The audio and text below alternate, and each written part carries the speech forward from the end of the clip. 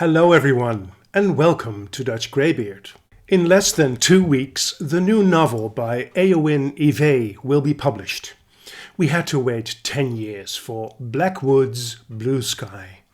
It's a fantasy, just like her massively popular debut novel, The Snow Child. In honor of this new release of hers, I want to share with you my reading experience of her 2 previous novels. Starting with The Snow Child, which I read in January of 2012. Hello, this is Editing Ed here. I've almost finished editing the video, but I forgot to mention that there will be some spoilers up ahead. Nothing major in my honest opinion, but if you plan on reading this book and you don't want to know anything about its content, now would be a good time to stop watching this video. Please come back at a later date after you've finished reading these books. Its beauty and absolutely magical atmosphere overwhelmed me. The book offers 400 plus pages of fairy tale enchantment set in harsh and cold Alaska. The story of Jack and Mabel takes place around 1920. They are a childless couple approaching the age of 50 who are still mourning their stillborn child from years ago. They have taken refuge in a deserted area near the Wolverine River to find solace. The Wolverine River is a fictional name for the Copper River that flows into the Gulf of Alaska. Ivey's second novel, To the Bright Edge of the World, takes place on the same river, where it also is called the Wolverine River. Jack and Mabel try to farm the unruly land. Jack is not a talker, and he certainly does not laugh. They cannot get over the grief of their stillborn child. Somewhere in the book, Mabel remembers that after her child was taken away by Jack to be buried somewhere, she felt a painful tingling in her breasts, and that milk suddenly came out of them. It trickled down her front, wet her nightgown, dribbled onto her belly, spilled uselessly to the ground. I cannot survive this grief, she had thought. Winter is approaching, and the land is still not ready to be farmed. They are almost out of their reserves, and it's going to be very tight to make it to spring. After the first snow has fallen, they build a snowman in a rare moment of joy. They shape it as a girl, to whom they give a scarf and gloves. The writing of Ivey reminds me of William Horwood, where the exact right words can touch emotional strings deep inside of you. Nothing abundant or flowery, just sincere and moving. After Jack has carved the snow girl's face, it says, "There," he said. He stepped back. Sculpted in the white snow were perfect, lovely eyes, a nose, and small, white lips. How could she speak her surprise? Such delicate features, formed by his callous hands. A glimpse at his longing. The next morning, the girl of snow has mysteriously disappeared. There is only a pile of snow and footprints leading away from it. Not long after, they see a little girl with blonde hair living in the wild. She doesn't seem to be bothered by the cold. This girl will give Jack and Mabel's life a turn they never dared to dream of. The girl is called Faina, as we will learn later on in the book, which means alpenglow, the color on the snow when the sun turns. She leads Jack in the direction of a reindeer that he can shoot. The meat of this enormous animal helps them to survive this winter. Throughout the novel, Ivey manages to maintain a perfect balance between reality and fairy tale. The magic of the girl Faina is evident in almost everything. Her resilience to extreme cold, her lightness on the snow, the ease with which she finds her way and gets her food. But on the other hand, Jack finds strong indications that she is a real girl of flesh and blood. He finds the body of a deceased man who lived in the area. He died of the cold. Perhaps the girl is his daughter, who is trying to survive in the wild. The reader keeps on wondering if the snow child is real or if she, after all, is imagination. For instance, Esther, the wife of the friendly Benson family who live in a cabin a little further away, calls Mabel's stories about the snow girl cabin fever.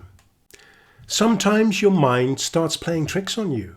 You start seeing things that you're afraid of or things you've always wished for. And then a little later it says about Faina, there was something otherworldly in her manners and appearance, her frosty lashes and cool blue stare, the way she materialized out of the forest.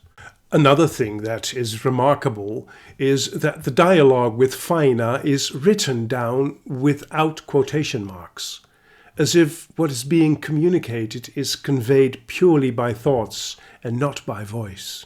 Faina visits Jack and Mabel regularly, who happily go along in the illusion that she is their daughter. They were like children, pretending to be mother and father, and Mabel was happy. Eventually she can no longer ignore it. No matter how she turned it over in her mind, Mabel always traced the child's footsteps back to the night she and Jack had shaped her from snow. Jack had etched her lips and eyes. Mabel had given her mittens and reddened her lips. That night the child was born to them of ice and snow and longing. You didn't have to understand miracles to believe in them.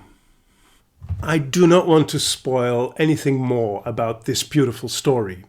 This debut novel is nothing less than a jewel, and it is filled to the brim with love for Alaska. Nowhere exaggerates the author her pure descriptions of the land or imposes anything upon the reader. In the end, the tender story about Faina, Jack, Mabel and a few other characters is ultimately about love for the country. The way it welcomes people, let them experience its beauty and its harshness, and how, in the end, it accepts everyone's parting. Ivey's second novel, To the Bright Edge of the World, was published in 2016 and belongs to the genre of historical fiction, although I would say it might as well belong to the fantasy genre. My reading experience, dating from January 2020, does contain some spoilers. So if you really do not want to know anything about this book, now would be a good time to stop watching this video. The book is structured in an original way, which gives the related events something authentic. Walter Forster, a descendant of the 19th century explorer Alan Forster, donates his collection of objects, letters and diaries of his ancestor to Joshua Sloan. Joshua is the curator of the Historical Museum in Alpine, Alaska. It is this collection which forms the basis of the novel. The story is based on historical events in which Lieutenant Henry Allen followed the course of the Copper River north in 1885. The fictional story is told using Forster's diary, letters, the diary of his wife Sophie Forster, and book quotes, news reports, and photographs. Sophie, by the way, remains behind in the Vancouver barracks.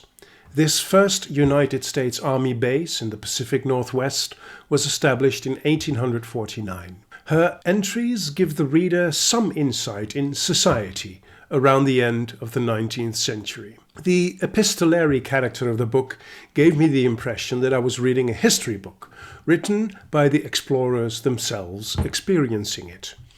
The reports of this early exploration read like an adventure novel.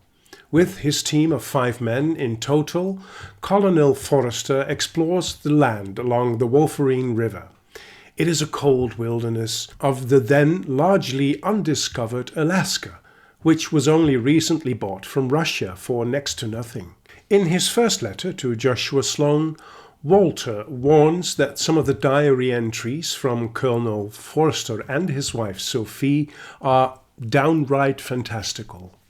Some who have read these pages write off the other occurrences as hallucinations, brought on by starvation and exposure to the elements. It is these imaginative entries in particular that are so typical of Ivey's work. She likes to write about the inexplicable and surreal. Already in Alan Forrester's first entry, the old Ayak Indian is mentioned, who accompanies their team as a guide. This old man has a paralyzed leg, but still manages to climb high up in a tree. Forrester doesn't know what to make of it.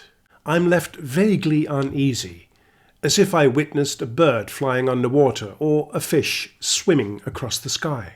The appearances of this old Indian are woven like a thread through the story and reinforce Walter's words to Joshua. It takes a kind of arrogance to think everything in the world can be measured and weighed with our scientific instruments. Exactly. As Forrester's group travels through stunningly beautiful canyons of ice, they experience misfortune, illness, hunger, and the line between man and beast becomes very thin. Reality and illusion are intertwined. The Ayak Indian, who locally is known as the man who flies on black wings, is only half reliable as a guide. He disappears regularly, only to wait for them in an inimitable way at their next camp. It is incomprehensible how this old and disabled man manages to stay ahead of them every time. When, mad with hunger, they want to shoot a group of geese, they see that there are about 20 women bathing with the birds. Forrester doesn't dare shoot the geese for fear of hitting the women. A group of Indians is less cautious, and when their arrows fly through the air, the geese and women are startled, and in the chaos that ensues, the women disappear. One of them is hit by an arrow, but she looks more animal than human. Forrester doesn't know exactly what it is that he has seen. Sophie stays in the Vancouver barracks and describes her pregnancy in her diary. The doctor tells her to rest completely, although he doesn't explain why. When she studies his books herself, she understands that anything can go wrong. Later, she learns that her womb is unnaturally small. It would be a miracle if she could give life to her unborn child. The night before the almost inevitable miscarriage, a raven with one lame foot taps incessantly on her window, as if it wants to tell her something. When she tries to chase it away, it looks at her with eyes that do not resemble those of a bird, but rather those of a human. At about the same time, the Forrester expedition is surprised by the miraculous birth of a human baby from a tree. They decide to take the baby with them because otherwise it wouldn't survive. The name they give him, Moses Pikeah, turns out to be known to Joshua. He writes to Walter, "He died before I was born, but he's a hugely important figure here in Alaska. He helped organize the first Tanana Chiefs Conference in 1915. Incidentally, this is a historical conference, although Ivey gives it her own twist in her book. The historical-looking photo of the participants in this conference look like a clever example of fake news. Some of the fictional attendees are in a real historical photo. Sophie has a fascination for birds, and after her initial grief over the loss of her baby, she throws herself into photography, which was beginning to conquer the world at that time. Her mission to immortalize a hummingbird feeding one of her young. With endless patience, she observes a hummingbird nest from behind a screen and takes photos that seemed practically impossible at the time. The museum curator, Joshua, has unearthed a letter from a Russian missionary who was in Alaska in 1794. The letter speaks of a sorcerer of extremely old age among the Indians. He has a lame leg, and, according to the Indians, has extraordinary powers, such as giving and taking away the breath of life. Because of the apparent similarity with the old Ayak Indian in Alan Forrester's expedition, Joshua sends this letter to Walter Forrester. Walter Forrester responds in a letter to Joshua. It is weird indeed that it seems the colonel's nemesis made an appearance 100 years prior. As I've said, those papers have long caused me to question how I understand the world. There is, of course, much more that is worth describing, but that would take us too far afield for this reading experience. The special role that Sophie's father plays, the wonderful dialogue between a young Indian chief and Alan Forrester, the monster in the mountain lake, the experiences of the expedition members with the spirits of the mountains, the omnipresence at all times of the mysterious man who flies on black wings, the wish of old Walter Forrester to follow in the footsteps of his great-grandfather once more, and so on. To the bright edge of the world has everything a good novel should have. A good story, history, mysticism, romance, supernatural phenomena, and beautiful language. The characters are layered and all have historical authenticity. And it makes you curious about beautiful Alaska. I only saw a very small part of it in 2014, but I'd love to return there and do some more exploring myself. Now it is just a matter of waiting for Eowyn Ivey's new book to arrive in the mail. I'm going to read it instantly because even though she is not what I would call a prolific writer, I am positive that it's going to be an amazing new reading experience again. Thank you very much for watching this video. Until we meet again at Dutch Greybeard.